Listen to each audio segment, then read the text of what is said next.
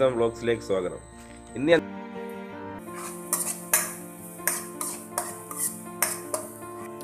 നിങ്ങൾക്കിത് എരിവ് അനുസരിച്ച് ചേർത്ത് കൊടുക്കാം. ഇനി നമുക്കിതിലേക്ക് ഒരല്പം ഗരം മസാലയും കൂടെ ഇട്ട് കൊടുക്കാം. അതിൻ്റെ പച്ച മണമൊക്കെ മാറിക്കഴിയുമ്പോൾ നമുക്ക് ആ ഉരുളൻകിഴങ്ങും കൂടെ ആഡ് ചെയ്ത് കൊടുക്കാം. ഇനി അതിലേക്ക് നമ്മൾ നന്നായി സ്മാഷ് ചെയ്ത് വെച്ചിരിക്കുന്ന ഉരുളക്കിഴങ്ങും ചേർത്ത് കൊടുക്കാം. ഇതിനകത്തൊരു കട്ടയായിട്ടൊന്നും കിടക്കില്ല, നല്ലതായിട്ട് സ്മാഷ് ചെയ്തായിരിക്കണം. അല്ലെങ്കിൽ നമ്മൾ ചപ്പാത്തിക്കകത്ത് ഫില്ല് ചെയ്യുമ്പം അത് പൊട്ടിപ്പോവാൻ ചാൻസ് ഉണ്ട്. അതുകൊണ്ട് നല്ലതായിട്ട് സ്മാഷ് ചെയ്തിട്ട് മാത്രമേ ഇതിനകത്ത് ഇടാവൂ. നമുക്കിതൊന്ന് ഇട്ട് കൊടുക്കാം. ഇനി ഇതൊന്ന് നമുക്ക് ഇളക്കി കൊടുക്കാം.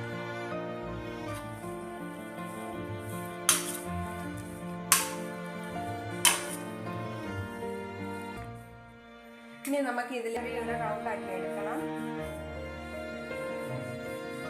ഇനി ഇതിലേക്ക് നമുക്ക് ഫില്ലിങ് ചേർത്ത് കൊടുക്കാം. എടുക്കുമ്പോൾ ഇച്ചിരി വലിയ കൂട്ടി പിടിച്ചിട്ട്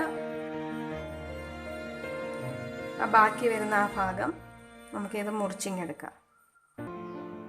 ഇനി അതിലേക്ക് നമുക്ക് കുറച്ച് എണ്ണ തേച്ച് കൊടുക്കാം. എണ്ണേനെക്കാട്ടിലും കൂടുതൽ ടേസ്റ്റ് ബട്ടർ തേക്കുന്നതിലാണ് കൂടുതൽ ടേസ്റ്റ്. ഇപ്പം ഞാൻ എണ്ണയാണ് ഇവിടെ തേക്കുന്നത്. നെയ്യായാലും കുഴപ്പമില്ല. നെയ്ക്കും ബട്ടറിനുമാണ് ടേസ്റ്റ് കൂടുതൽ.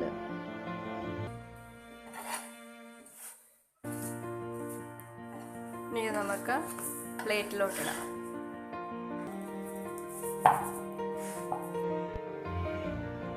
നല്ലതായിട്ട് ഇത് പൊങ്ങി വന്നിട്ടുണ്ട്, നിങ്ങൾക്കത് കാണാൻ പറ്റും. നമ്മൾ സിമ്മിലിട്ട് വേണം ഇത് കൂടുതലും ചെയ്യാൻ.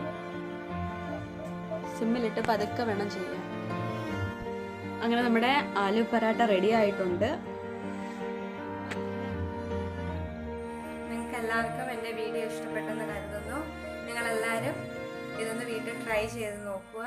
ഇത് തൈരിൻ്റെ കൂടെ കഴിക്കാൻ നല്ല സ്വാദാണ്. എല്ലാവരും ഒന്ന് വീട്ടിൽ ചെയ്ത് നോക്കുക. Thank you.